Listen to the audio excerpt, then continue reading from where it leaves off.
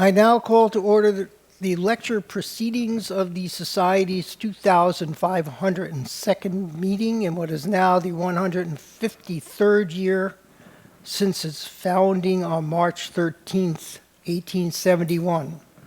Good evening, everyone.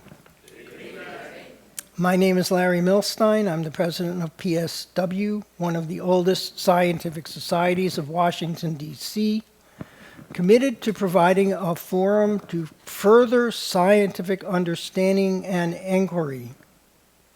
Welcome to our members, guests, and friends to tonight's PSW meeting and lecture by Marc Okrand. The Society is grateful to PSW Full Year Series sponsors, PSW member Mike Helton and Mike Helton Associates, LLC, for their support. Thank you, Mike.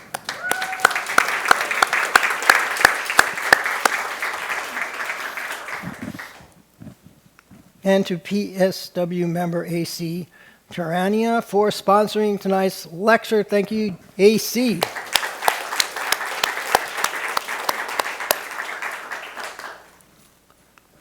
And I'm pleased to announce the following new members have been admitted to the Society. Michael Albro, physicist and scientist emeritus at Fermilab, interested in general and experimental high-energy physics, cosmology, and physics outreach, who earned a PSW from PSW member Frederica DeRema. Thank you, Frederica, again.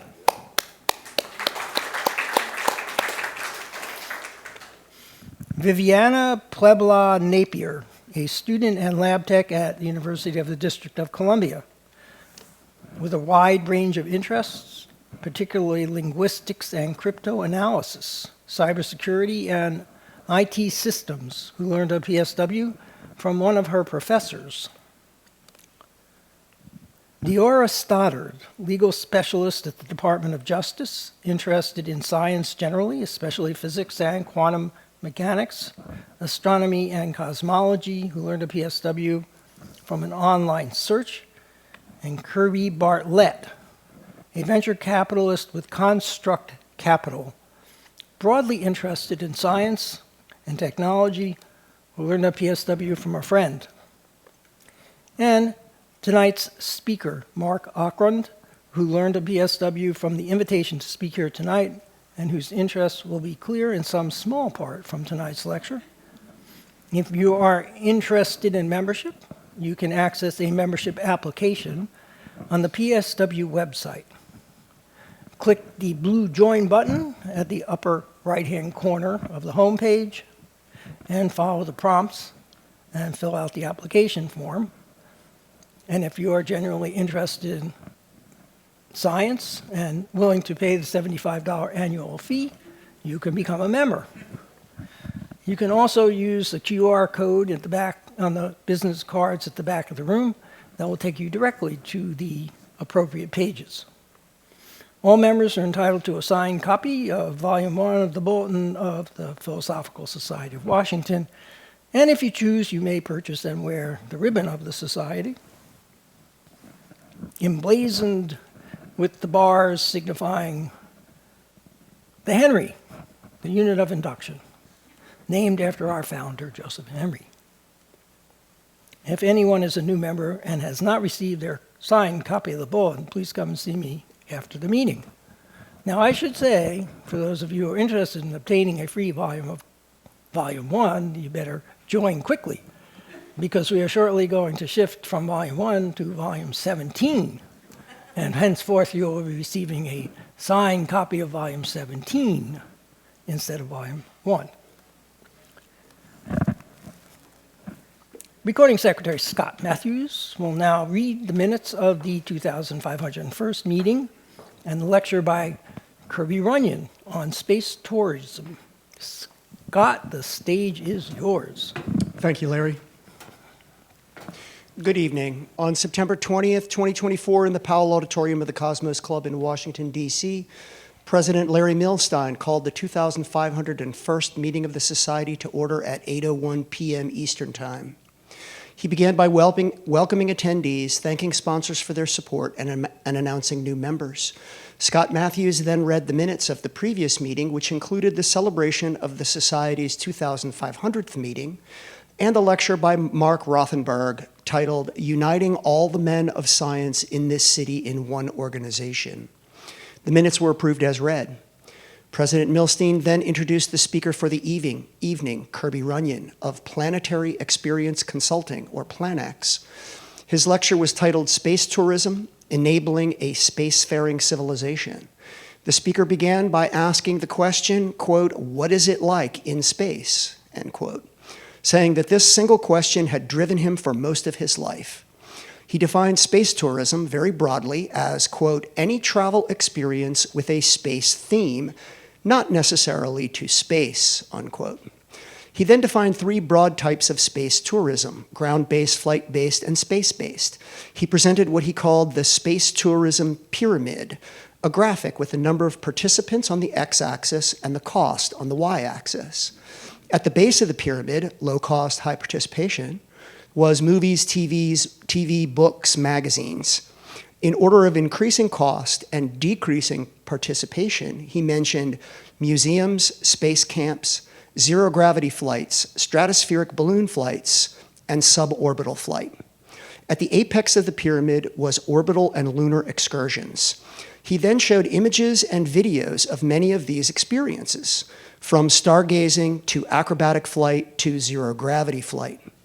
Additionally, he presented the approximate cost of each of these experiences, from $0 for stargazing to approximately $1,000 for acrobatic flight to approximately $10,000 for a zero-G flight. The speaker then described commercial space tourism experiences at significantly higher altitudes. These included Space Perspective's 100,000-foot high-altitude balloon flight at a cost of $125,000, Virgin Galactic reaching an altitude of 285,000 feet at a cost of $600,000, and Blue Origin's New Shepard reaching an altitude of 345,000 feet at an estimated cost of $2 million. Runyon then showed a video of actor William Shatner, Captain Kirk, describing his experience on a Blue Origin spaceflight in a particularly moving and emotional fashion. The speaker then addressed the question, where does space begin? He said that the official US government definition of space is at 50 miles, or 264,000 feet, and the international definition of space is at 100 kilometers, or 328,000 feet. Runyon argued that there is no set boundary between atmosphere and space, and that what is more important from this perspective of space tourism is the altitude at which humans perceive the experience to be more, quote, space-like than Earth-like. He said that this transition occurs at approximately 70,000 feet. The speaker then discussed recent civilian orbital space missions by SpaceX, including a spacewalk. Runyon indicated that an orbital mission in a SpaceX Dragon capsule would cost approximately $55 million.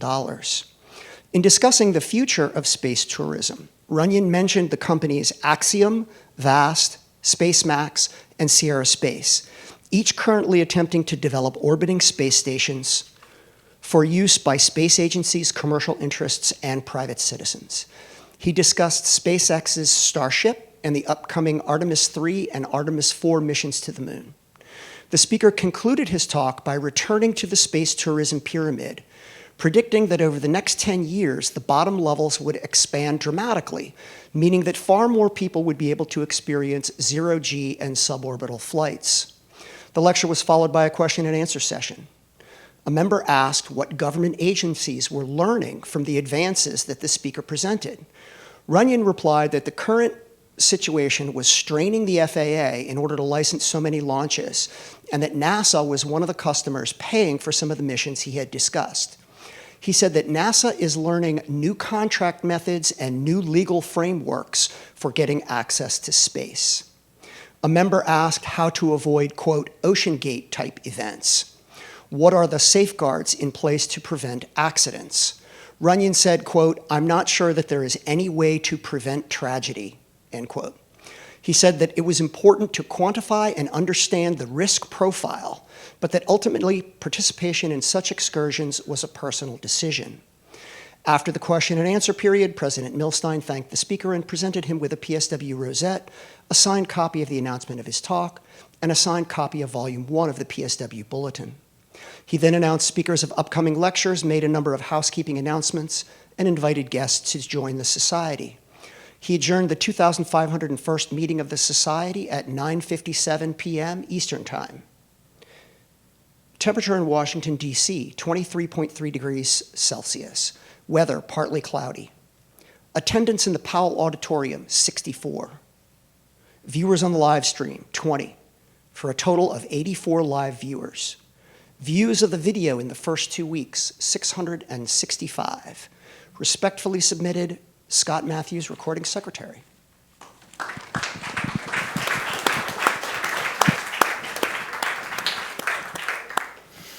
Thank you, Scott. Are there any comments, corrections, or additions on the minutes? Hearing none, these will, actually a longer version will be posted to the website. You can review that and communicate any comments you have on the longer version to our recording secretary. Our corresponding secretary at corresponding@pswscience.org. And those will be taken into account. So if I will have a motion to accept this part of the minutes as read, a second. All members in favor? All members opposed to accepting the minutes as read and posting them to the website? I guess none. Minutes are unanimously accepted as read and will be posted in due course. And we now turn to tonight's lecture by Marc Okrand on Klingon and other conlangs in the real world. I'm going to learn how to pronounce his name in Klingon, since I can't seem to get it exactly right in English. Marc is a linguist, perhaps best known for devising Klingon, the constructed language of Klingons in Star Trek television shows and motion pictures. He's also the creator of a number of other conlangs, such as the Atlantean language of Disney's Atlantis, The Lost Empire.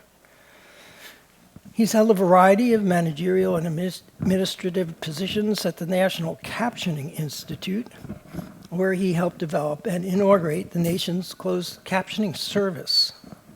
His graduate academic work in linguistics focused on North American Indian languages of the West Coast, and he conducted research on some of these languages as a postdoctoral fellow at the Smithsonian Institution. He's published articles about both his linguistic research and on closed captioning in numerous professional journals and anthologies. He is also the author of the Klingon Dictionary and Klingon for the Galactic Traveler. And he has described Klingon and its use in the audiobooks Conversational Klingon and Power Klingon.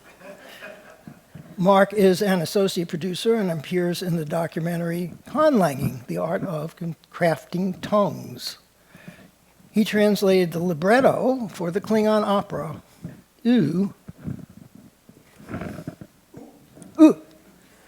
that premiered in the Netherlands, and an expanded version in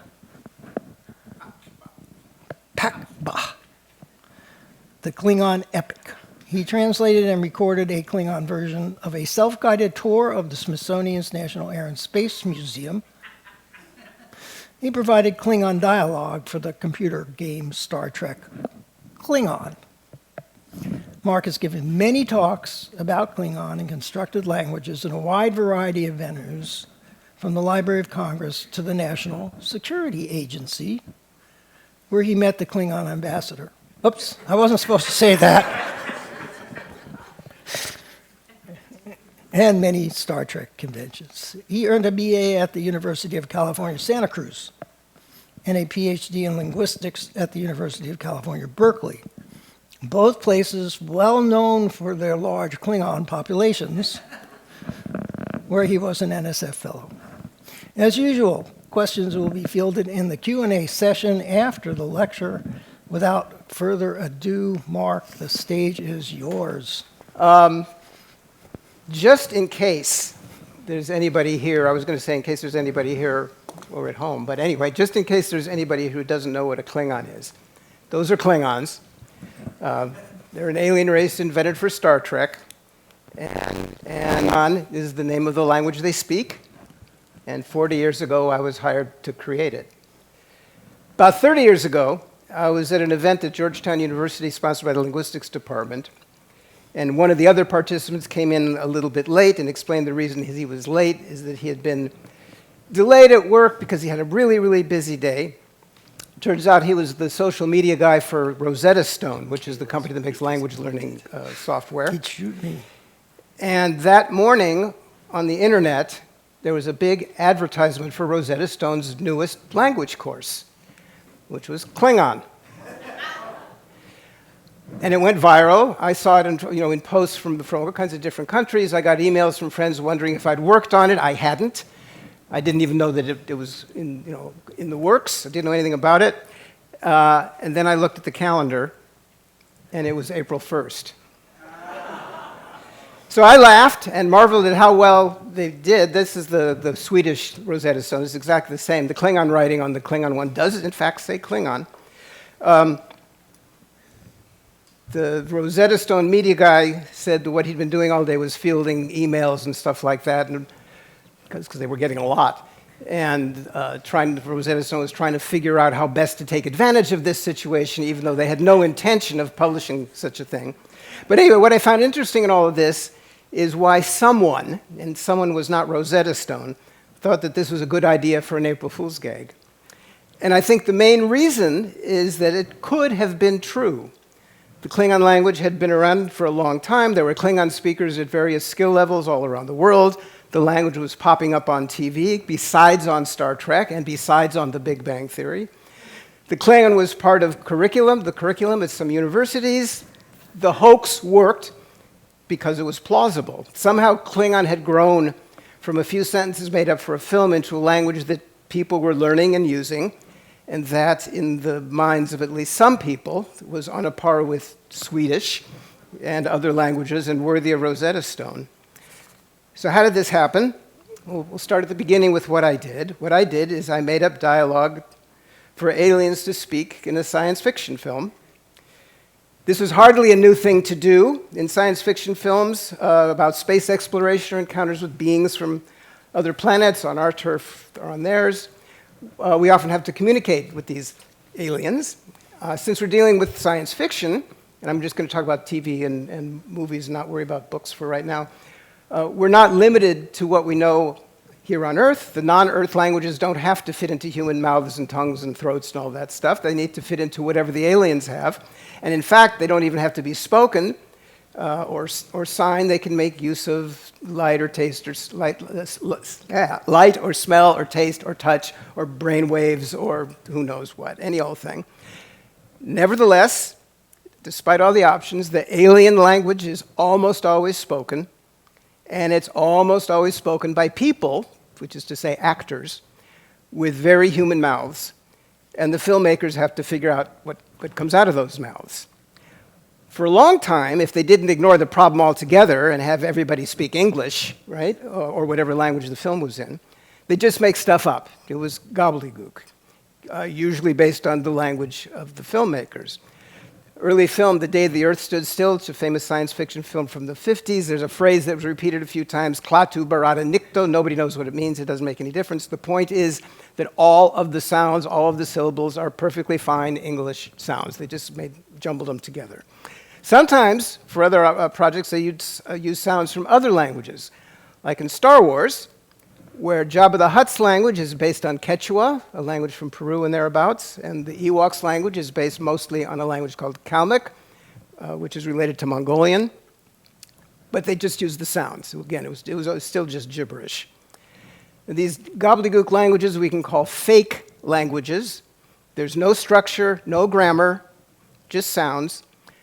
But ideally, the audience accepts that what they're hearing is a real language that the characters understand, even if the audience doesn't. One of the users of fake languages is Star Trek, the original series from the 60s. The most frequently used alien language was Vulcan, Mr. Spock's language, but all we heard was individual words like Lirpa, which is the name of that weapon he's holding there, and Selat, which is the name of this animal. That's from the animated series from the 70s.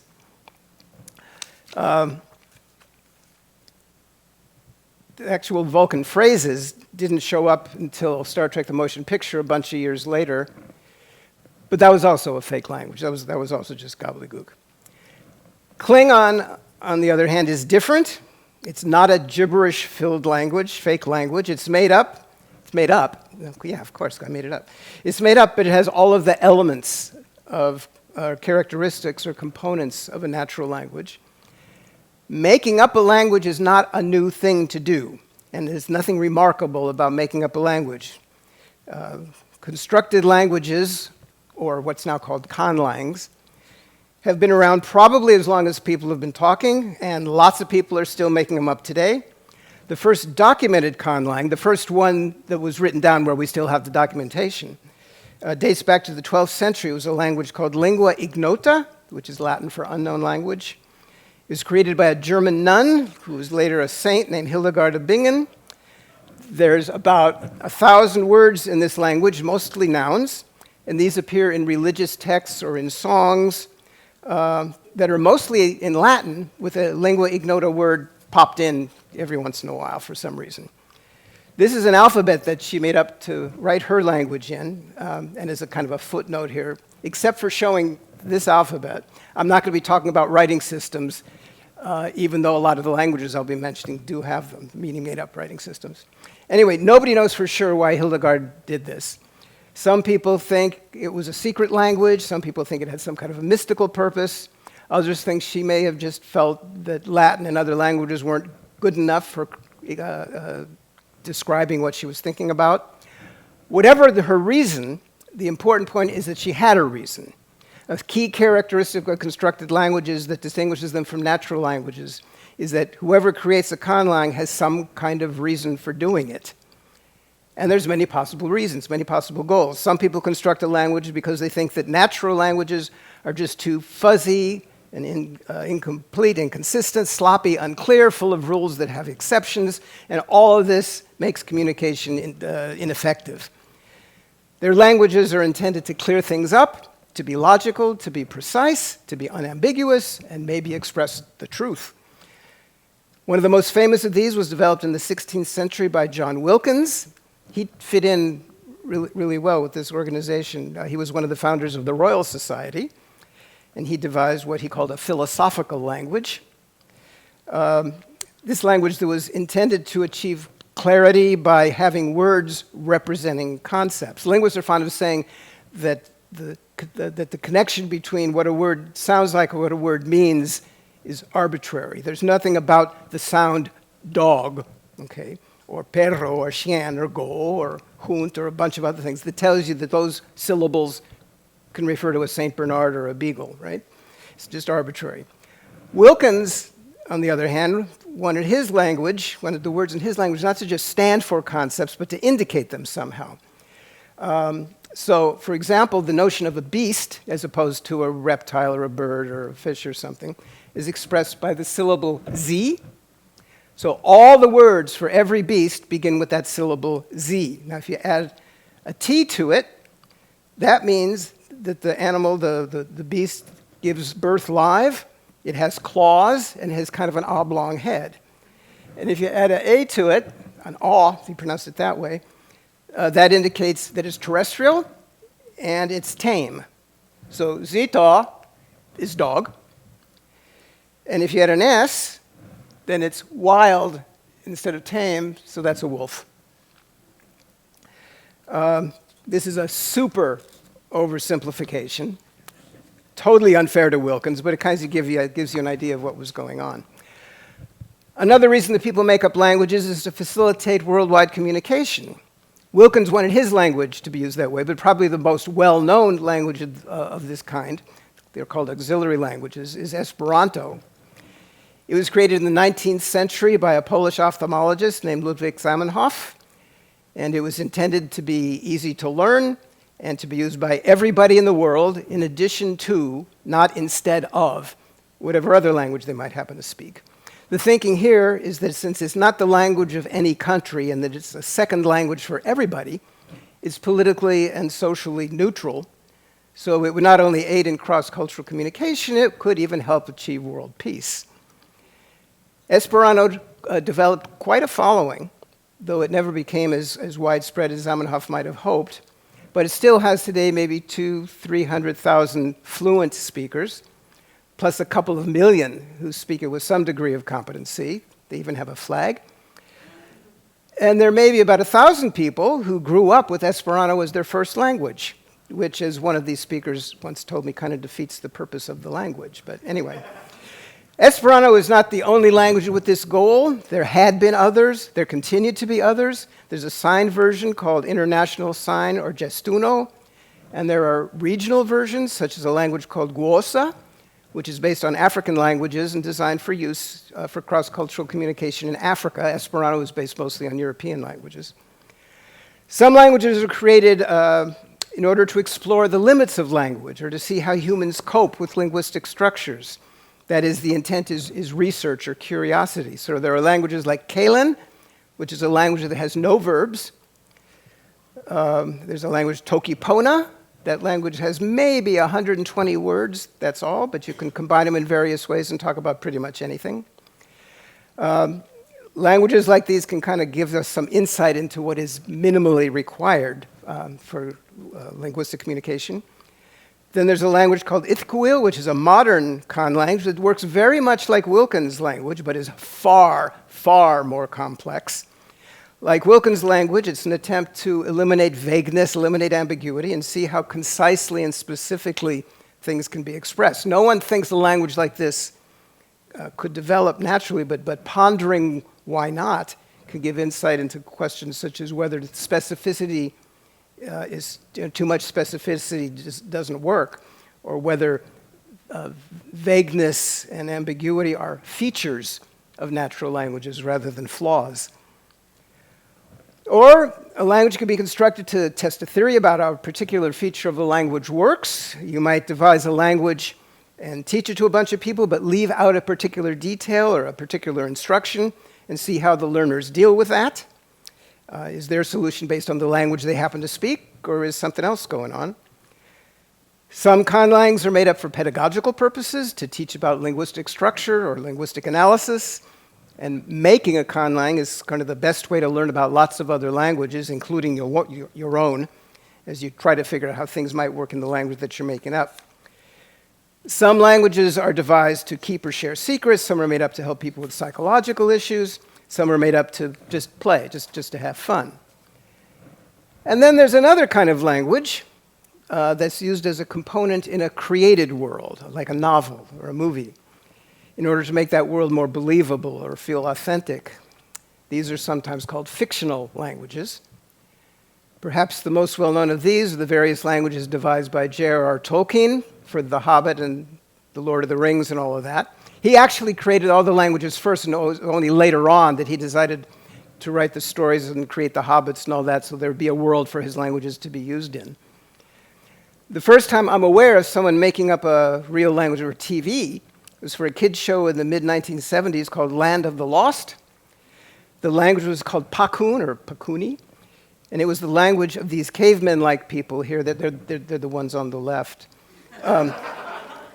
This language was made up for the series by Victoria Fromkin, who's a linguist at UCLA. David Peterson, who's made up a zillion languages for movies and TV, points out that this was probably the first time someone actually got paid to make up a language.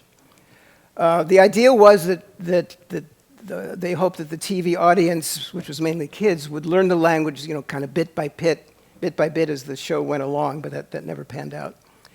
In 1981, there was a movie called Quest for Fire. It's about a primitive human society, maybe 80,000 years ago, that keeps a small fire burning because they don't know how to start a fire. And of course, the fire goes out, so they send a party out to find fire somewhere else and bring it back, hence the title. There are several tribes and several languages in this movie, but there's no English in it. On the other hand, why should there be? It's a French-Canadian film based on a Belgian novel, but there's no French in it either. All the dialogue is one conlang or another, and the language of the main group, which is called the Ulam, was made up by Anthony Burgess of Clockwork Orange fame. The language is absolutely brilliant. He did a lot of research, but it didn't have a life after the film. And then there's Klingon. I did that. But the idea to create it didn't come from me. It came from a group of people associated in one way or another with Star Trek. And this brings up an important feature of languages like Klingons. Creators of most conlangs work alone, or maybe with a partner or in a team or something, but they can do whatever they want and work towards whatever goal they have in mind. But if you're the creator of a conlang for TV, or for a movie, or more generally for someone else, you have to bend to the artistic preferences and practical concerns of that someone else. In the case of the movies, that's the writers and the producers and the directors and the executives and all these people. And though they may approve of your work and give you all kinds of compliments, their concerns will override yours. And their concerns generally have something to do with movie making and not with linguistics. So the Klingon language began, I guess, when the Klingons began in the original Star Trek TV series. Klingons look like this then. The language is first mentioned in an episode called The Trouble with Tribbles, but it wasn't actually spoken until 12 years later in Star Trek The Motion Picture.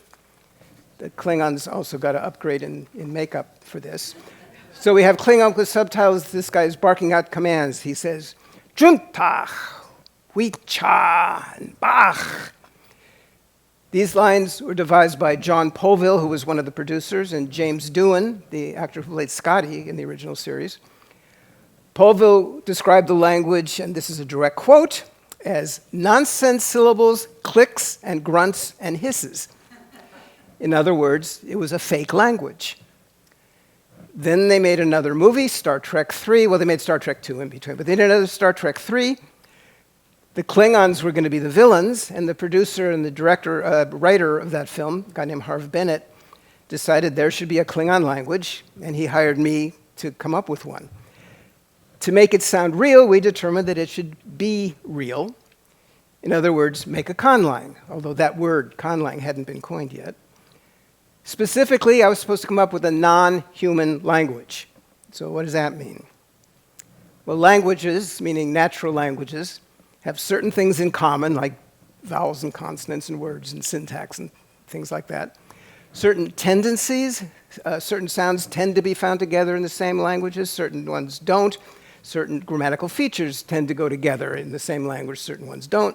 Some features are very common, some features are not. So to make Klingon a non-human language, it made sense to violate or steer away from these rules and tendencies and commonalities. Since Klingon is not a human language, it doesn't have to follow the human language rules. On the other hand, there was a practical matter to consider. The human actors had to be able to pronounce the words. So I took all the sounds and syllables that were in the motion picture, then I added some sounds from American English to make it easy on the actors. Here's the full set of American English sounds, which are pronounced just like you would think. NG is the sound at the end of sing and sang and stuff like that. But I also had to make it alien. According to the script, which was written before I'd started doing anything, the language was supposed to be guttural. Well, guttural is not really a linguistic term, but what they meant is sounds made back in the mouth and in your throat, something like that, so that kind of stuff. So I made sure to have guttural sounds. The ch and ch were already in the motion picture. I added a ch, those are different, ch and ch are three different sounds. I used a weird transcription that I hoped would help the actors learn how to do all this stuff. That's why you'll see capital letters looking like they're popping in and out randomly. They're not really random. To make the language even less English, I added some non-American English sounds that could be found in various languages around the world. So there's da, sha, ka, it's back here. Put the R down there because it's kind of trilled. Ra, tla, there it is. Plus ng, again, but this time it can come at the beginning of a syllable, so you can say nga, not just ong, right? And what's written there with a apostrophe is what linguists call a glottal stop. It's an abrupt onset to a syllable or an abrupt departure from a syllable. It's what comes in the middle of Okay, you don't go it's It's that sound, or that lack of sound, I guess. So that's those. The point of all this is that there's no sound in Klingon that you can't find in some human language or other. So here's the same sounds in the International Phonetic Alphabet, which is a system designed to write human languages, so obviously they're all human language sounds. But the collection of sounds in Klingon is unique and unnatural. The sounds should not be together in the same language, in the same human language. But it's fine for non-human Klingon. I also tried to make the grammar unusual. There's the basic word order of sentences, kind of three basic elements: the subject, the verb, and the object. Dogs bite people. Dogs is the subject, the doer. The verb is bite. People are the recipients. That's the object. Okay, dogs bite people. If you're going to say that, you have to say those three things in some order or another. You can't say them all at the same time.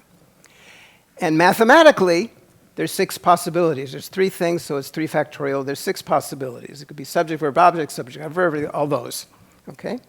And if you look all around the world, you'll find languages whose basic word order, I mean, you can go do all kinds of fancy things, but whose basic word order is one of those things. But about 87% of the languages in the world are ones where the subject comes first. About 1% of the languages in the world are ones where the object comes first. So I chose one of those for Klingon. I chose object, then verb, then subject, which is backwards from English. But I didn't choose it because it's backwards from English. I chose it because it's the least common in the world. And therefore, if you look at it in a skewed way, the least human, which is not to cast aspersions against those people whose languages really do that. Now let me shift gears just for a little bit. About 10 or 12 years after I came up with Klingon, I was hired to create a language for a Disney animated film called Atlantis, The Lost Empire. This is a really good movie. The hero is a linguist. In the film, a group of explorers gets to Atlantis and encounters the Atlantean people who speak Atlantean, which of course the explorers don't understand. Then the Atlanteans suddenly switch to a number of other languages like Latin and Spanish and French and communicate quite easily with the multilingual crew. So one of the members of crews asked Milo, the linguist, how the Atlanteans were able to know all these Earth languages, all these human languages. And Milo says that the Atlantean language is, his words, it must be based on a root dialect, just like the Tower of Babel, is what he says, like it's the source of all languages on Earth. When I saw that line in the script, I told the producer and the directors that that wasn't linguistically sound. If there was such a thing as a root dialect, all languages would probably be based on it, so Atlantean wouldn't be special in that regard. And also, Milo couldn't possibly know what it might have sounded like. They kept the line anyway. But I wasn't about to make up anything that had anything to do with a root dialect. So what I did instead was try to make a language that has characteristics that might lead Milo to come up with a theory that it's based on a root dialect, even if the theory is wrong. So Atlantean has very common sounds, commonly found grammar, words from actual ancient languages and stuff like that. So it's kind of the anti-Klingon, which brings us back to Klingon. So what I did is I made up Klingon versions of all the lines of the script that were supposed to be spoken in Klingon, or they might need to be spoken in Klingon. I wrote them out for the actors. I made cassette tapes. Remember cassettes? Sent everything off to Paramount Pictures. Now, for this film and for the others, some of the others that I worked on, part of my job was to be on set and to coach the actors, and then after each take, approve or not approve what the actors said. If the actors said it right, I'd say, yeah, it's fine. If the actors said it wrong, I'd say, no, he said it wrong, which would mean doing it over again. It quickly became very clear to me that shooting scenes over again was not very popular, which is not to say they didn't care. If the pronunciation was way off, yeah, they would do it again. At one point, one of the characters is supposed to say the phrase, "Jontat nech," which means only the engine, okay, just the engine. But he said something like, "Jontane." The director was Leonard Nimoy. He yelled, cut, you're supposed to be talking Klingon, not French, right? They did it again. But as I said, they didn't like doing things again, so I developed a new tactic. Since Klingon at that time was a language that nobody had ever heard, except for me, if the actor made a mistake, but it sounded to me like it could be Klingon, I'd let the air go by. I wanted the word to be tu. The actor said toe. From now on, the word is toe, and it would keep track. So the pronunciation of some words changed from what I had originally intended as a result of the fictional language interacting with the real world of movie making. Now, sometimes the errors could cause a change to things other than pronunciation. For example, in Star Trek V, which came obviously a few years later, there's a character called Kla, that's that guy, and he had, relatively speaking, a lot of dialogue in one particular scene. At one point during that scene, he's supposed to say, in Klingon, "Shooting space garbage is no test of a warrior's mettle." And then he says a bunch of more stuff, and then he's supposed to say, "That means the Federation will be sending a rescue ship of its own." But the actor goofed, and he said the same Klingon line for both of these. That is, he said, "Vaj todu daj nech bet divit," twice. Now, the actor realized that he made a mistake, but the director, who was William Shatner, liked the take, and I was not about to argue with Captain Kirk. So to make this work, I did all sorts of reconfiguring and vocabulary building. I'm going to gloss over all the details now, but here's what the words, individual words, if you can see them, mean in the original line. And here's how I made it match up in the misspoken line. So what the misspoken line ultimately means is something like, "Cosmos garbage sharpshooting inconclusively tests warrior courage," which is not very elegant, and not what I would have done if I was starting from scratch, but it'll do. Sometimes if the actor made a mistake, it might contribute to a change in the grammar.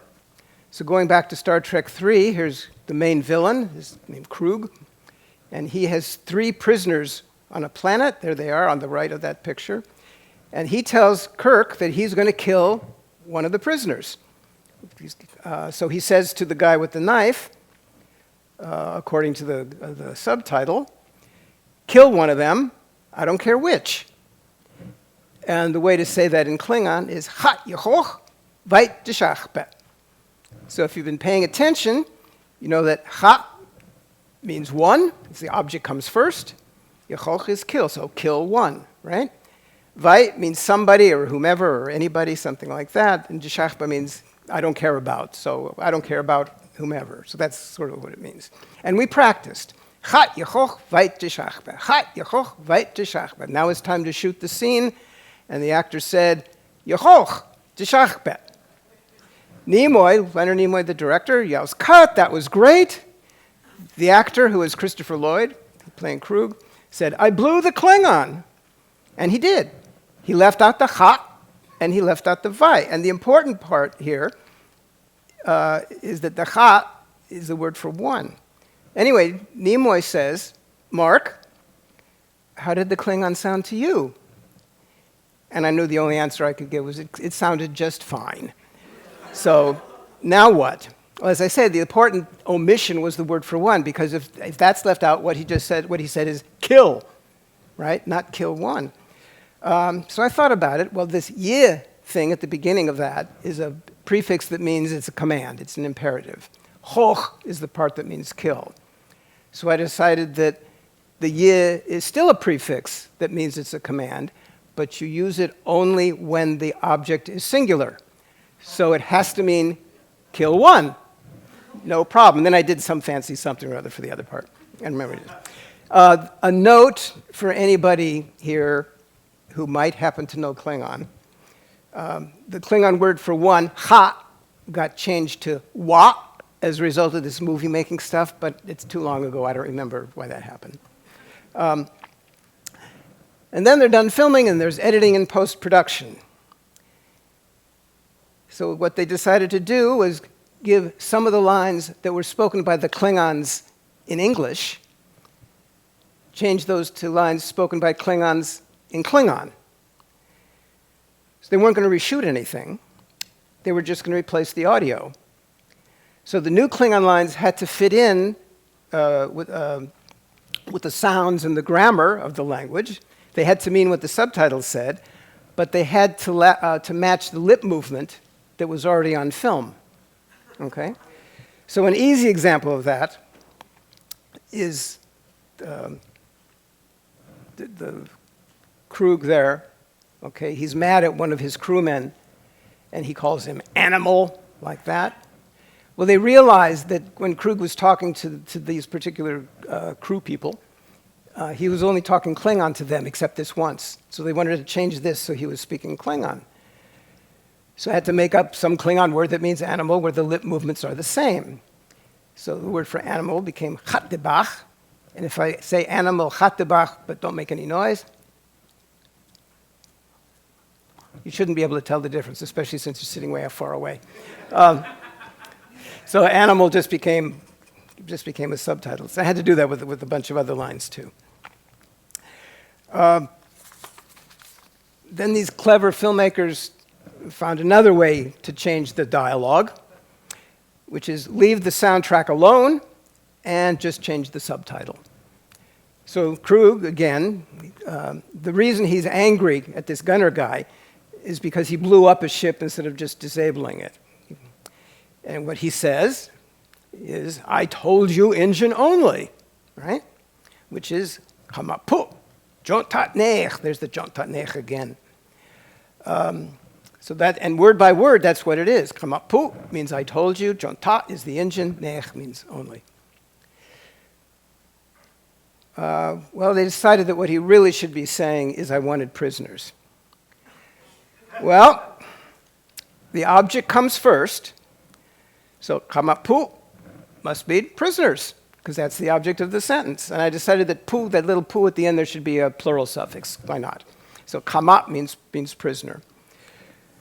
Next comes the verb, which is jonta. I decided jon is a verb that means to capture, and ta means to succeed or to accomplish something.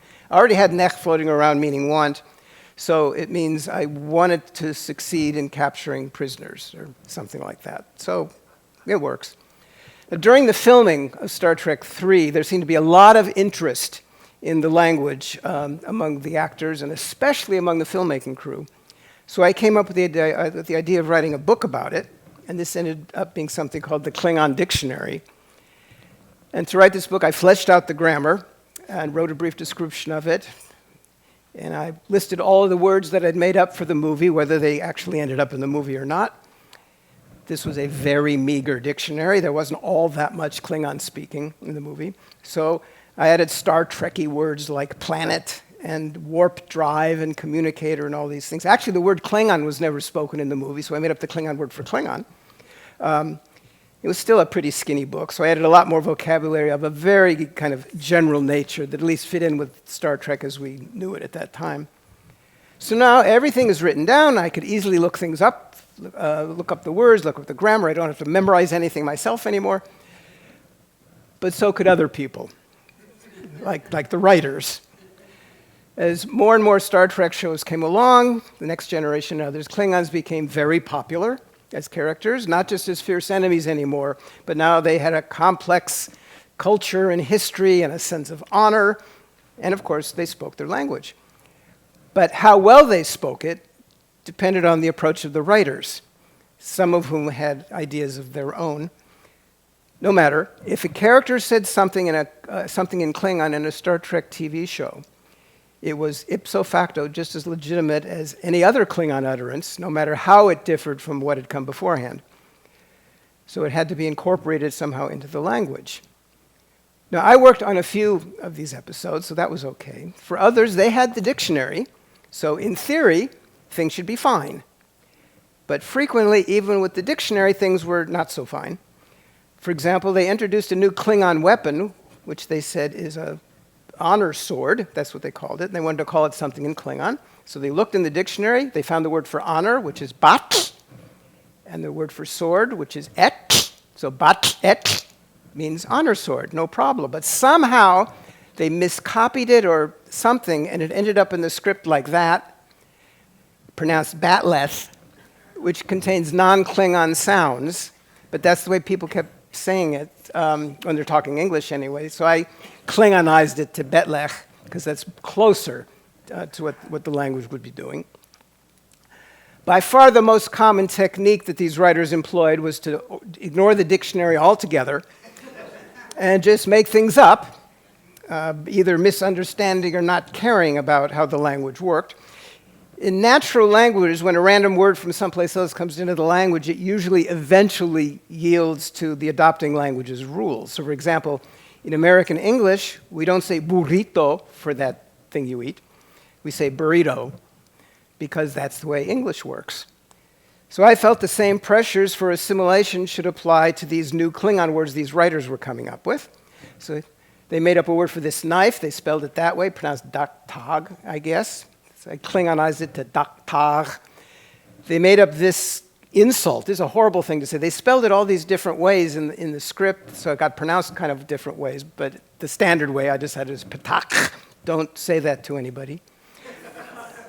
Rustai is a word they made up for a bonding ritual ceremony. That became rushtai, which was good because they gave me two words. We got the word for rush, for bonding, or connection, and tai, which is a ceremony. So there's all kinds of ties floating around now in Klingon. Now, the writers of Star Trek were not the only ones who had access to the dictionary. When the book came out, I hoped people would buy it. But I honestly thought at the time that what would happen with it is they'd pick it up and thumb through it and say, oh, look, here's the Klingon word for shoe or something. And then they'd put it on the table and pick it up every once in a while, but mostly it would live on the shelf. And that would be the end of that. But I was wrong. Publishing the dictionary had set Klingon free into the real world. People did buy it. I was right about that. And they'd read it and study it intently and analyze it and compile a list of the typos, and a whole new subculture started to form of Klingon speakers. Significantly, and this is important because in terms of the growth of the language, the internet was getting going at the same time, this early 90s. And as it grew, the community of Klingon speakers grew too, and some of them eventually became absolutely fluent. They organized something called the Klingon Language Institute. They organized it. I didn't even know it existed for a few years. They discussed the language in their peer-reviewed journal called Hoked. You can go to the Library of Congress and get a copy. They hold an annual convention. This is a recent one called a Kep-A. That means a big meeting. And that's once a year. And in between times, if they want to get together, they have a smaller meeting called a Kep-Hom. Means little meeting. This particular picture is of a Kep-Hom recently in Germany. The Kep-Hom in Germany has become so popular, people like to call it a Kep-Hom-A, which means a big little meeting, which is ungrammatical, but it's cool. I like that.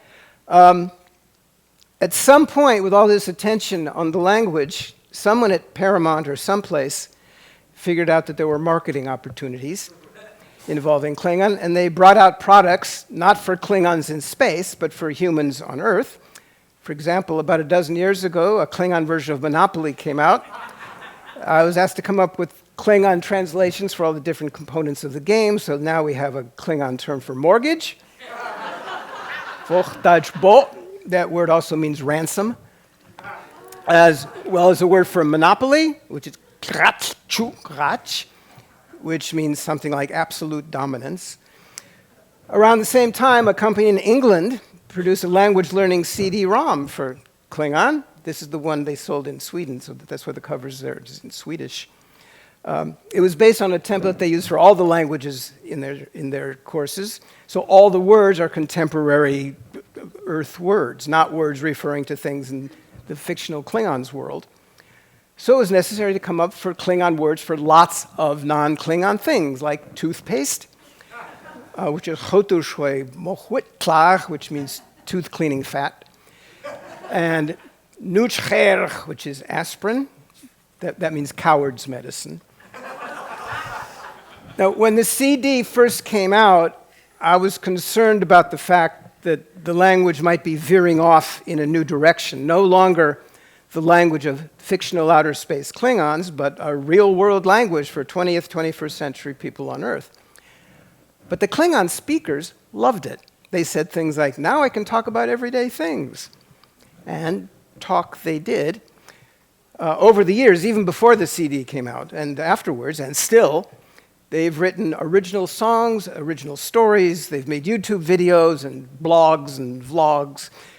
They've translated popular songs, and they've translated works of literature. Here's some of them. There's the Epic of Gilgamesh and the Art of War, The Little Prince, Alice in Wonderland, Peter Rabbit. Why is that a Klingon? Anyway, there's more, not to mention Shakespeare. There's a scene in Star Trek VI where the Klingons and the Federation are at a banquet, and the leader of the Klingons proposes a toast, and he says, "To the undiscovered country." And no one gets the reference, except for Mr. Spock, who says, "Hamlet, Act 3, Scene 1," which is true, because that phrase, the undiscovered country, is part of the to be or not to be speech. To which the leader of the Klingon Empire replies, "You have not experienced Shakespeare until you have read him in the original Klingon." Well, if Shakespeare was originally written in Klingon, the Klingon Language Institute decided that they owed it to the world, or to the galaxy or something, not to translate, but to restore the works of Shakespeare back to the original Klingon. Here's Hamlet. You can buy it at Amazon. It's the Klingon version of Hamlet. And here's the Klingon version of Hamlet in the German and Czech versions. There's no English in either of those. And if that doesn't prove that Shakespeare's stories weren't originally written in Klingon, I don't know what does. Okay. They've also done Much Ado About Nothing. They've done some sonnets. There's a few more plays in the works. I don't know if they've finished yet. Anyways, the Klingon speakers translate and write more and more and more. They're finding they're up against the language's limitations, mainly in vocabulary. So things presumably unknown in the Klingon world, like bicycles and pineapples and kangaroos and whatever Shakespeare talks about, those words have to be created, and created in a way that fits in with the language and fits in with the culture, which is exactly what happens when a dead or a moribund language is brought back or revitalized. If an indigenous language dies out, say it's died out in the 19th century or something like that, and people are trying to bring it back, which is going on a lot these days.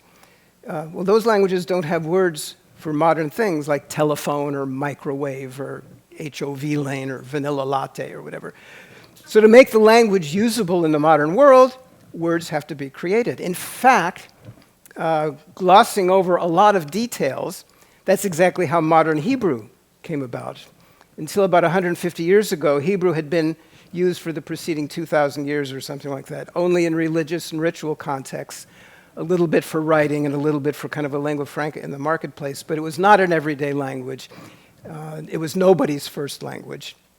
But as a result of migration of Jews from all over the place to Palestine, this is 40 or 50 years before the establishment of Israel. That's too soon, but that's okay. There was a feeling of some that Hebrew should be the language for all of these people, rather than Arabic or one of the languages that the people brought with them, like Russian or Spanish or Yiddish. But Hebrew had an inconsistent vocabulary, or even no vocabulary for modern things. It lacked agreement on grammatical things, until this guy, Eliezer ben Yehuda, undertook the task of normalizing all of this, and as needed, creating vocabulary. That's his dictionary there, one of his dictionaries. In other words, even though he wasn't starting from scratch, he was conlanging. He was creating a language. Klingon, in certain ways, is the same as that. It needed and it needs more words to talk about all the things this real-world people, real-world speakers want to talk about. So where do these words come from? Well, they come from me. The Klingon speakers have decided that for better or worse, for the time being, I'm to be the sole source of new words and grammatical clarification. They decided this. I didn't have a vote. So the number of words in the language has more than doubled since the dictionary first came out in 1985, but there's still not enough words for what the speakers want to talk about, so I keep getting requests. For example, a few years ago, the Klingon translation of The Wizard of Oz was in the works. Saying Tin Man, right, was straightforward because tin is an element found in the universe. Klingon already had a word for that, which is J. They already had a word for man, which is Lod. So you put them together, you get J-Lod, that's Tin Man, perfectly fine, perfectly understandable, perfectly grammatical. If a Klingon who didn't know the Wizard of Oz heard that, they'd know what you were talking about. They'd know that means a man made out of tin. But what about scarecrow? Do Klingons have such a thing? I don't know. If they don't, would a word for this thing have to include the components meaning scare and crow, or not crow, would be some Klingon bird? Or should straw, a word for straw, be in there somewhere? Or words meaning something like mannequin, should that be in there somewhere? There's not just one way to do it, and the translator needed a word so he could get on with his work, so he came to me. Now, when making up new words, sometimes I just make them up out of the blue. So recently some people wanted words for enzyme and be iridescent. So I came up with those. What is it? Duschocher for enzyme and nak for iridescent. I just made them up, just out of nowhere.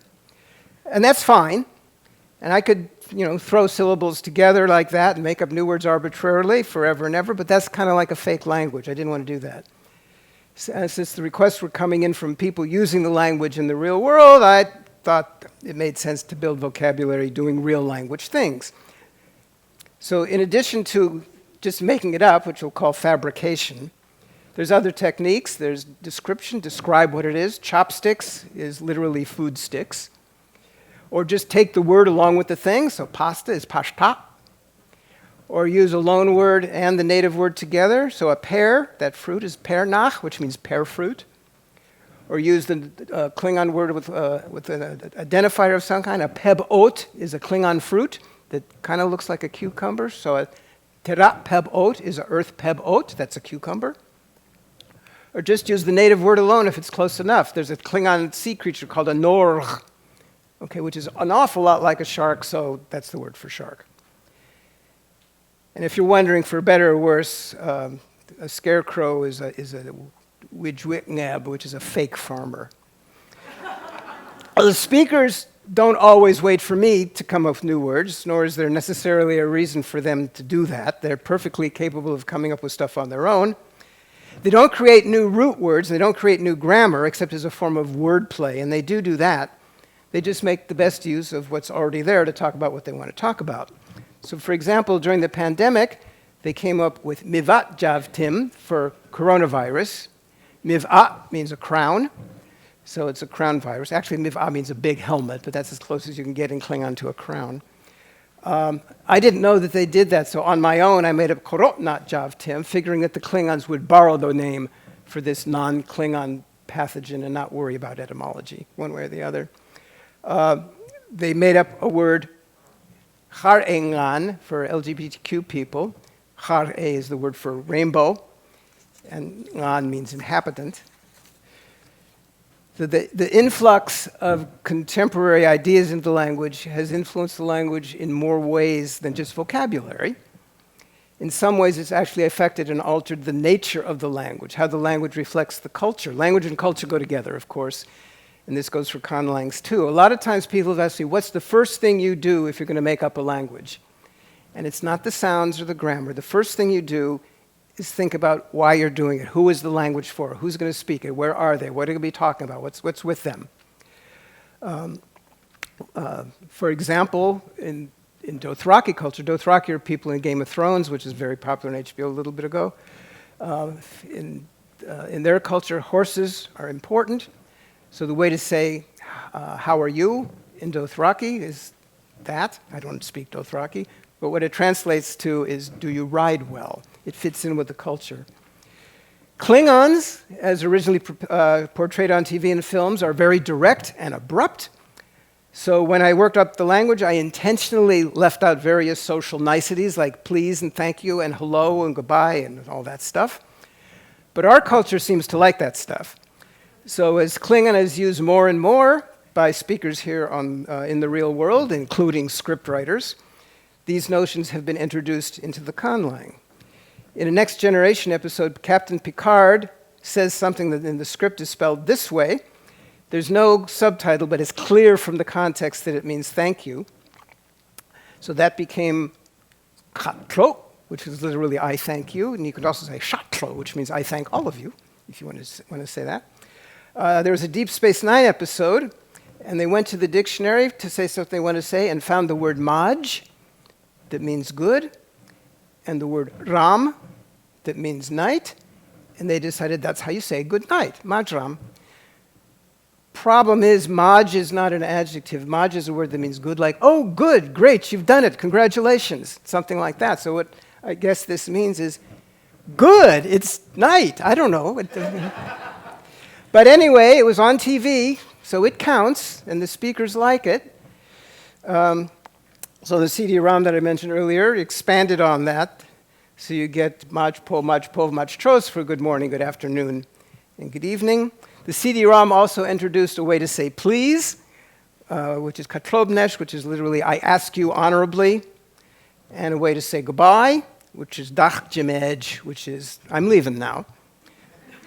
Now, before all of this was added, people sometimes would come up to me and say something in Klingon, and I would say, what should I say? And they would invariably say hello, how are you? And I would say, a Klingon would never say that. And they'd go, ha, ha, ha. I got tired of giving that answer all the time, so I came up with kind of a greeting, not a hello, but a greeting, a conversation starter, which is nuknech, okay? It does not mean, hello, how are you? It means, what do you want? There's still no hello in Klingon. Now, the dynamics, what's going on here is typical of what happens when different cultures come together. Natural languages in multilingual situations influence one another in various ways, notably by taking vocabulary or borrowing vocabulary. But pronunciation and even grammar can be affected as well. And how this works, which words get borrowed, which language changes the most, in which ways, depends on the social situation. Is one culture dominant? Is how useful is each language in that context? How receptive or resistant are the cultures to change? For example, in English in the 11th century and earlier, people raised and ate cows and sheep.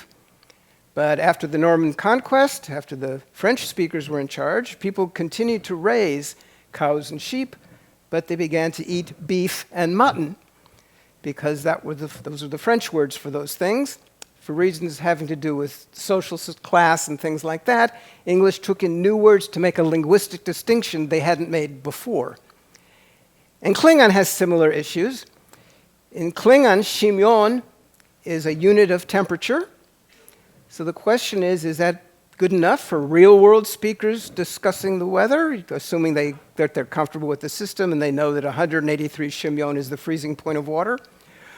Or would they need to deal with Celsius or Fahrenheit or Kelvin and have separate words for those? Klingons, we're told, have an empire. That's their political organization. So there's a word for empire, which is wo. And they have a word for country, which is shep. So that seems to suffice in Klingon culture for all kinds of political organizations outside of an empire. But in our world, in this real world where the people are speaking this language, where they need separate words for republic and kingdom and principality and plurinational state, which is what Bolivia is, and so on. And Klingon is hardly unique as a conlang with this kind of problem. When Paul Frommer designed the Na'vi language for the Avatar films, he left out a word for chair because the Na'vi people don't have them. There's no chairs on their planet in the movie. And in fact, they couldn't use them because they had these tails and they'd be really uncomfortable to sit on these chairs. So there's no word for chair. But some of the fans of the Na'vi language wanted a word for chair, so they made one up. The word for chair is sein. It's based on the words for sit and tool, so a chair is a tool for sitting. But some of the speakers of Na'vi felt that there should not be a word for chair, precisely because it's not a Na'vi thing.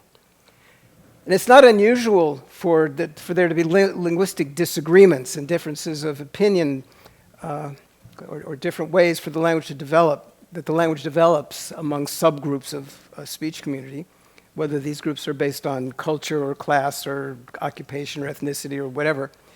Dialects develop when the groups communicate only or mostly amongst themselves and not with the larger group. And if the lack of communication is substantial over time, the differences can become substantial, and eventually dialects can turn into separate languages. With conlangs, there's also been splitting off, but unlike with natural languages, this is usually due to differences of opinion, not due to diminished communication. And the differences, and whether they were accepted or rejected, come about consciously and purposefully, unlike what happens with natural languages. Before there was Esperanto, one of the proposed languages for international communication was one called Volapük. It gained a good following, but it faded away, partly because Esperanto came along, but also because some of its speakers wanted to change some things in the language. The guy who created it refused. It's still around a little bit. That's a proposal for a flag for Volapük. There was other designs too. I don't know which one, if any, they adopted. Zamenhof, the creator of Esperanto, had a different approach. He felt that the language was not his. It was the language of its users. And he was willing to incorporate a lot of their suggested changes and accept some certain amount of variation. And dialects of Esperanto developed.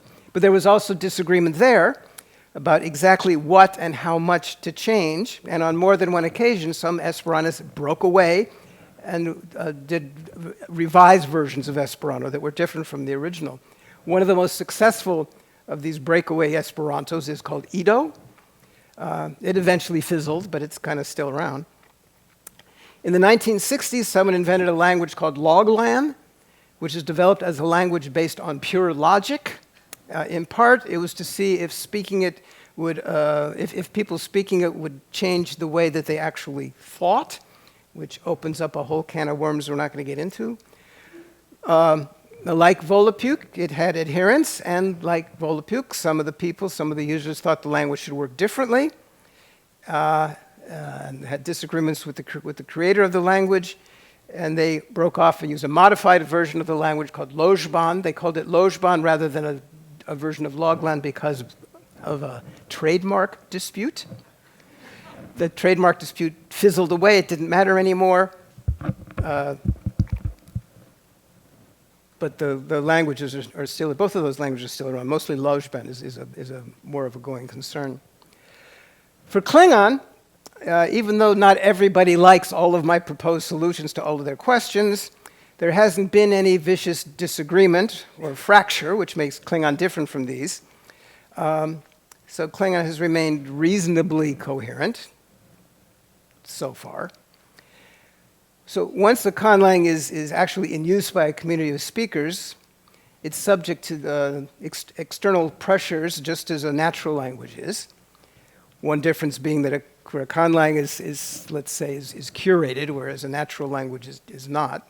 And if the language's adherents don't like how things are going, they can and they do break away. But in terms of everyday use, these conlangs and natural languages seem to function pretty much the same way, at least outwardly. Well, what about inwardly, like cognitively? In other words, does the brain deal with the conlang the same way that it does with a natural language? Or does a conlang work differently, more like math or like music or something that's a more thought out sort of thing? Well, as it happens, some researchers at MIT decided to find out. And 2 years ago, they invited people with good to excellent skills in Klingon, Esperanto, Na'vi, Dothraki, and High Valyrian, which is another Game of Thrones language, to come to MIT, get inside of MRI tubes, and have their brains scanned while listening to or reading their respective conlangs. Now, studies have shown that there are parts of the brains that are used for language, specifically, and other parts are used for other things, like doing math or programming computers, for that matter. So the goal here was to find out whether the parts of the brain that were fired up when processing constructed languages were the same or different as the ones for natural languages. So the results haven't been published yet, but they've been submitted for publication, and there's kind of summaries out there on the internet. And what these brain scan studies show is that natural languages, that's a brain scan of someone processing English, the important part is on the lower right, the brain works exactly the same way for the constructed languages. So from the, actually what I was going to say is maybe this was to be expected for these particular languages, because the languages in the study were limited to those being used in a way that natural languages are being used. In other words, they had speech communities and people were talking and all that stuff. So none of this felt out of the ordinary. So the brain may deal differently with these kind of far out constructed languages. We don't know. We'll have to see what kind of studies, if any, they do there. But for the conlangs in the study, anyway, from the point of view of a brain, a real language is a real language. And Hollywood seems to have caught on. For years, Star Trek has used, believe it or not, science advisors to get the science right when they can, or at least make it reasonably plausible. But now the writers aren't making up Klingon anymore on their own. They consult with excellent Klingon speakers, not just me. But it's not just Klingon, and it's not just Star Trek. The tendency is more widespread for the past, 15 years or something like that. Whenever there's a show or a movie that takes place on another planet or in a mythical time or space, Hollywood's been hiring conlangers rather than making up fake languages. In fact, there are a couple of conlangers whose full-time jobs are making up languages for movies and TV and computer games. Here's a partial list of languages made up by just one of them for movies and TV and stuff. This is David Peterson. So conlangs have kind of wormed their way into the real world of film and TV, while the real world, the world of real speakers, keeps making inroads into these fictional languages. As for Klingon, remember Klingon? As for Klingon, a few years ago, Guinness World Records declared that Klingon was the world's largest fictional language. I don't know whether that's true or not. I have no idea. But I do know that if it is true, it's not because of anything that I did. Okay? It's because of what the language's speakers have done by embracing the language and contributing to or even steering its growth and using it a lot. So it's just some other real language. Well, almost. There's still no Rosetta Stone course in Klingon. But you can study Klingon on Duolingo, and that's free. So thank you very much. Well, we have time for some questions, but they're only going to be allowed in Klingon. So anybody who's not familiar with Klingon, forget it. Stand up, tell us your name, and if you're a member. Awesome, thank you. I'm Trey Carswell from Moon Films Devoted Production Studios. Mark, thank you so much for this evening. It was entertaining as well as informative.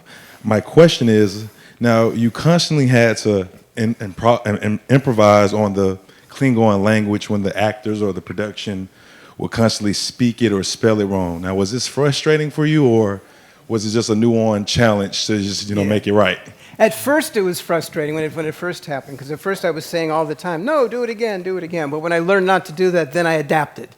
And then it became fun. Then it became interesting, and it sounds like, how am I going to do this? How am I going to cope with this one? It became fun, Cole Miller, not a member, professor of astronomy at the University of Maryland. Phenomenal presentation.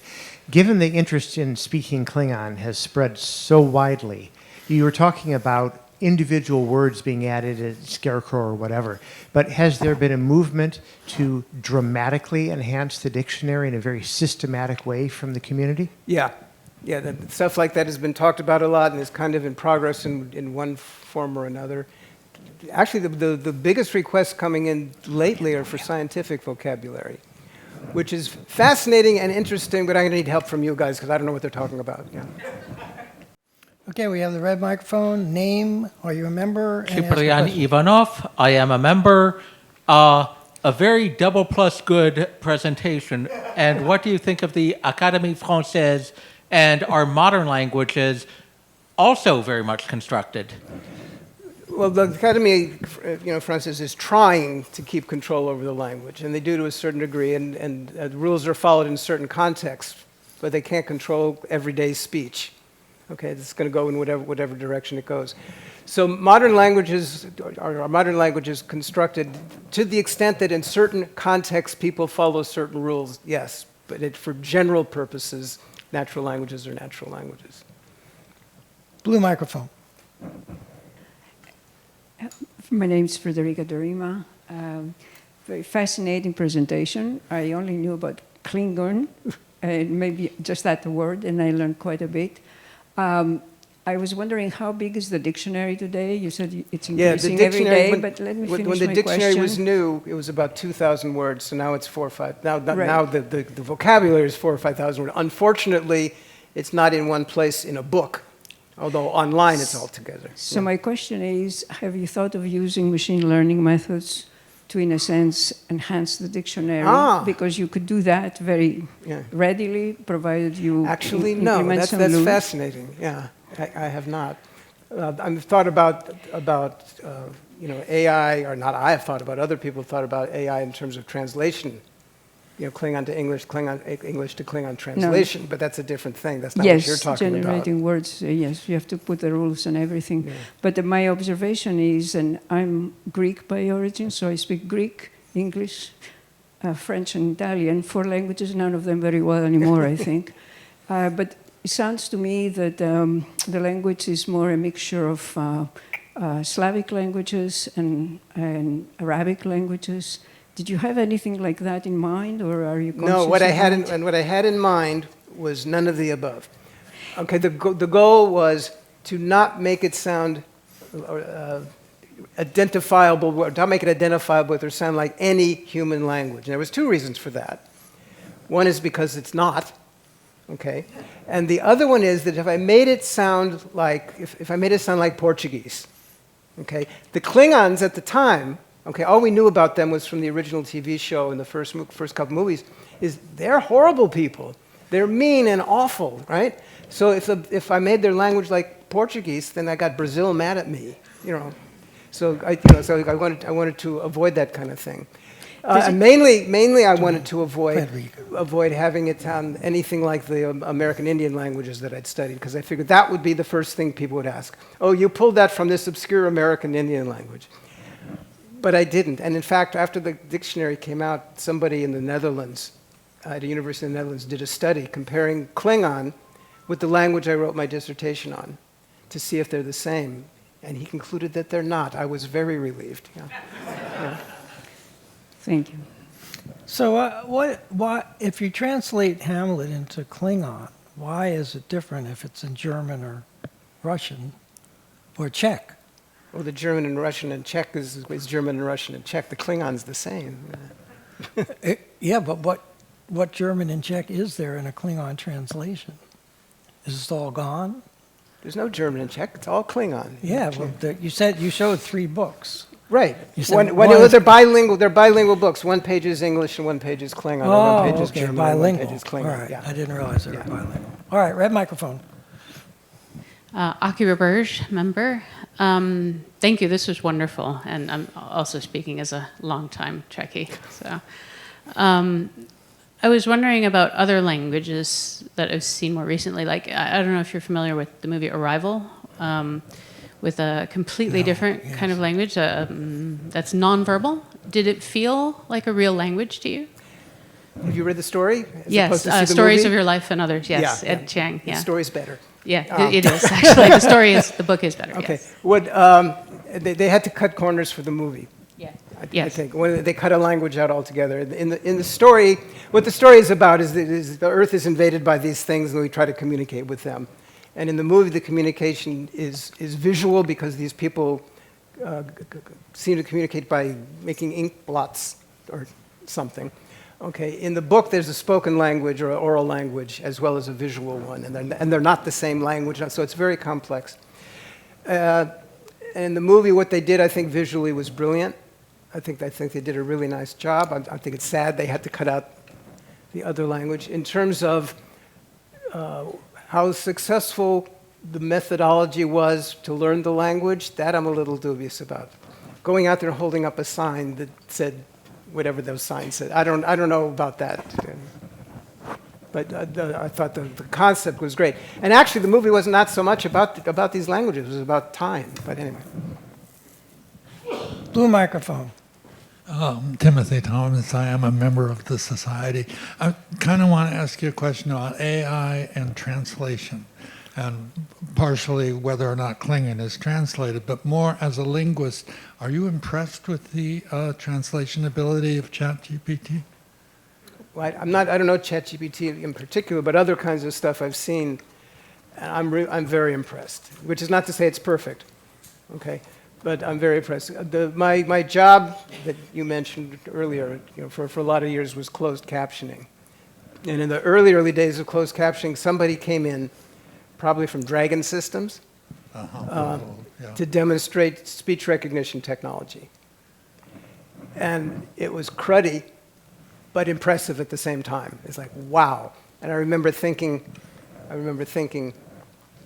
one day this technology is going to put me out of a job, Yes. but not before I retire.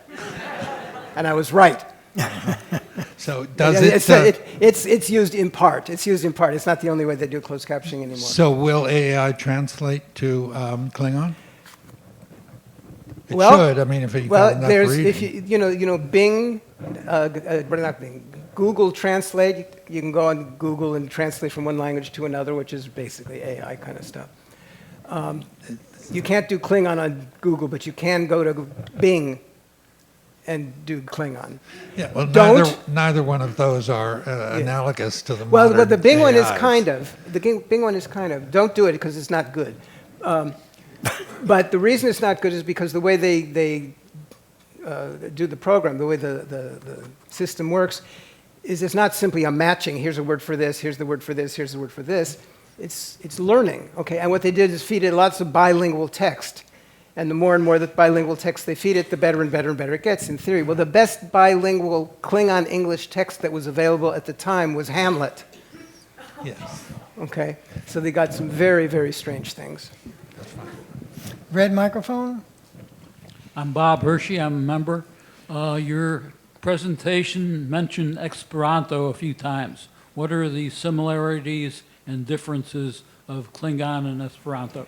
Oh, they're very, very different. I mean, they're similar in the sense that they're both made-up languages. But Esperanto is far more complex, a lot more vocabulary, a lot more speakers and stuff like that.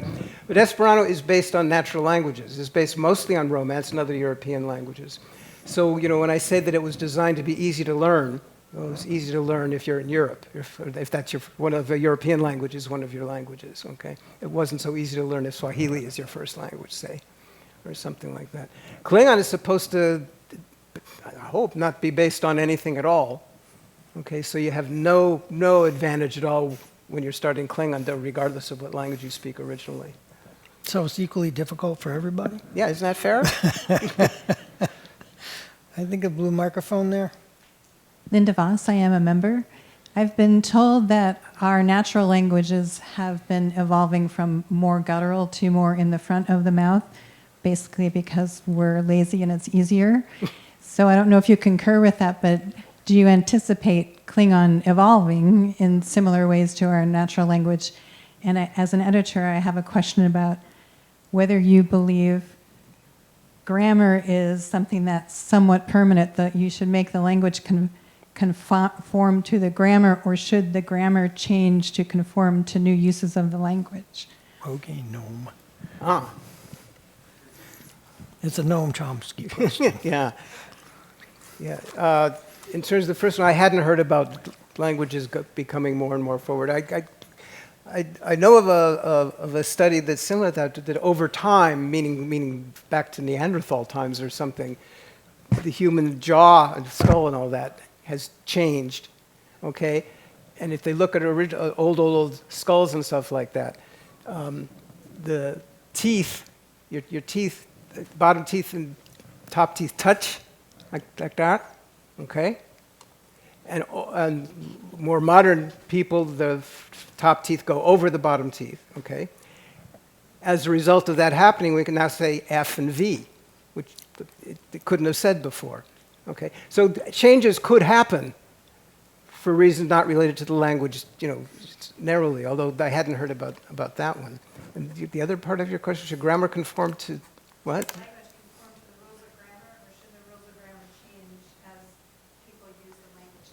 Both things happen. Yeah. Oh, maybe that's not a Noam Chomsky question.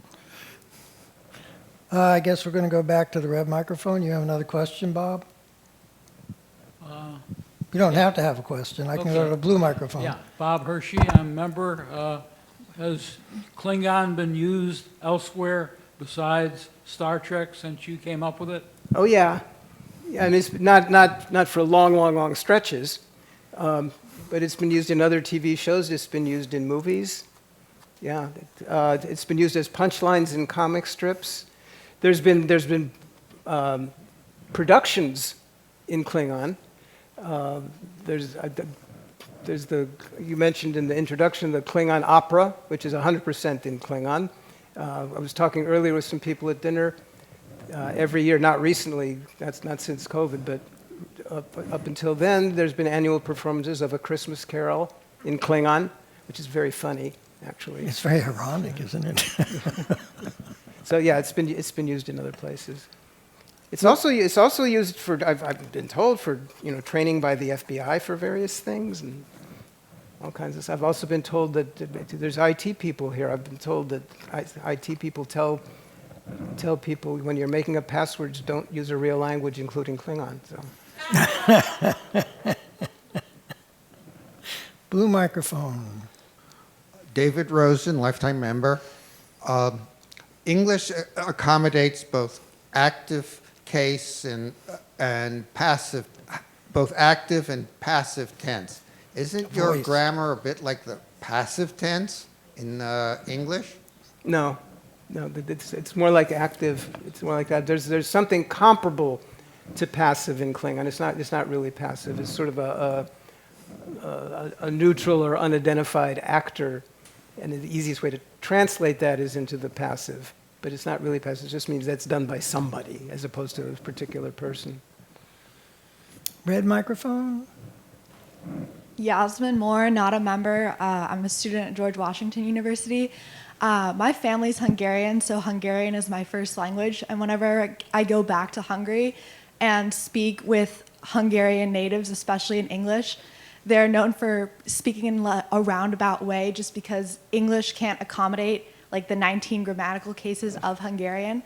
So how did you go about building a language for a movie shot by English-speaking actors, grammatically speaking, in a way that you wouldn't lose meaning and could easily convey it to people that weren't investing a lot of time in learning the language without mirroring the English grammatical cases?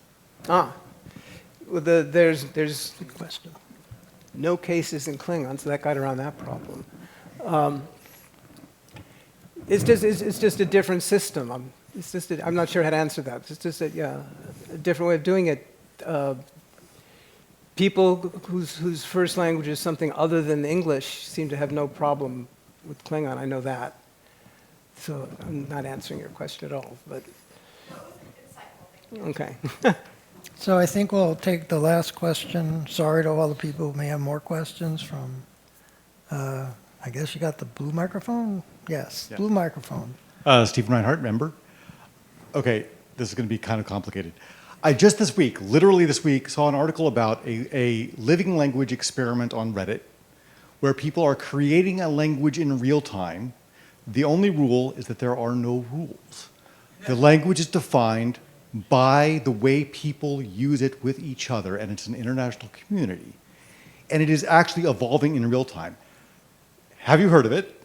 And if so, whether you've heard of it or not, how do you think this will evolve over the course of the next years? I've heard a little tiny bit about it, and I don't know how it's going to evolve. That's what they're going to find out. That's why they're doing this. But it's interesting because it's not rules imposed from the outside. It's not someone says, here are the rules, follow them, right? It's going to form its own rules, so to speak, even if they're not going to call them that, is what my prediction would be.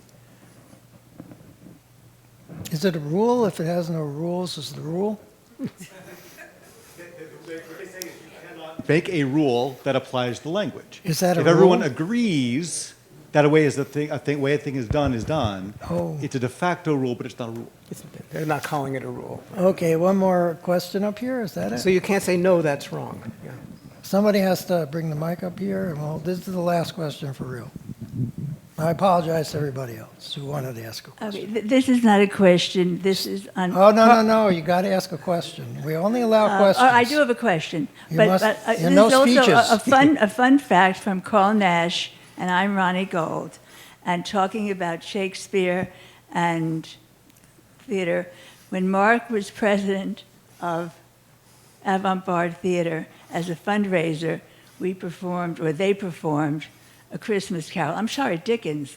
And I used to be a teacher.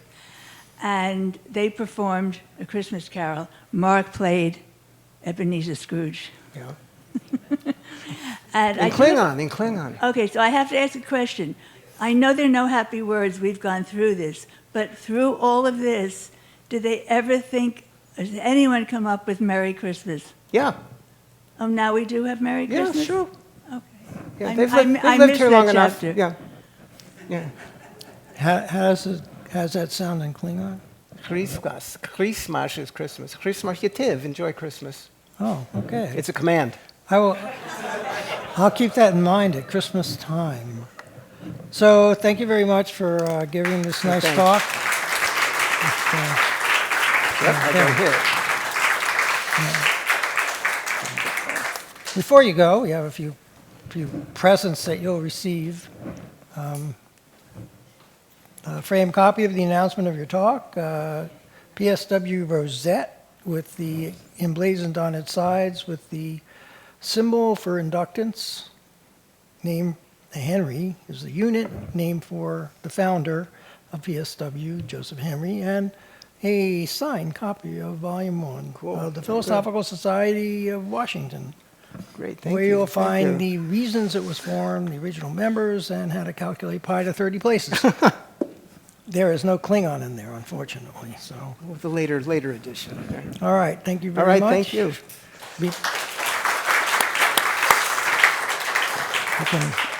Yes. Now take them. Before you go, there are a few closing announcements. Okay, the 2,503rd meeting will be on October 8th, 2 weeks from now. The speaker will be Alexander Gade, Professor of Physics and Scientific Director of the Facility for Rare Isotope Beams. Actually, I'm sorry, I have to update this. She just moved. No, sorry, I'm wrong. I'm thinking of the next person. Director of the Facility for Rare Isotope Beams in the Department of Physics and Astronomy at Michigan State University. And she'll be speaking about the facility, the structure of nuclei, magic number violation, and rare isotopes.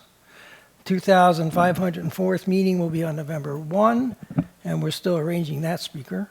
2,505th meeting will be on November 22nd. The speaker will be Jun Yi. Jun is a JLA and UCB fellow and a professor of physics at the University of Colorado Boulder. For those of you in the know, he's one of Catherine Gebbe's recruits to NIST, where he's been working on clocks. And he'll be speaking on recent results from his lab developing the most accurate time clock ever, based on nuclear rather than atomic vibrations, and the promise of the increased accuracy of these clocks to open up new experimental studies of basic physics, and the development of new, more accurate technologies for communication and navigation, among other things. The 2,506th meeting will be on December 6th, and the speaker will be Joanne Hewitt. And she is most recently the director of Brookhaven National Laboratory and chair of the Particle Physics Decadal Survey, and she'll be speaking on the state and priorities of the future of U.S. particle physics, in particular on colliders. 2,507th meeting will be on December 20th, and that's another speaker that we are currently in the process of scheduling. Other meetings also are being scheduled, and we will post further commitments to the website as soon as they're set, so please check there often for updates. www.pswscience.org. Let's thank people who worked on tonight's program.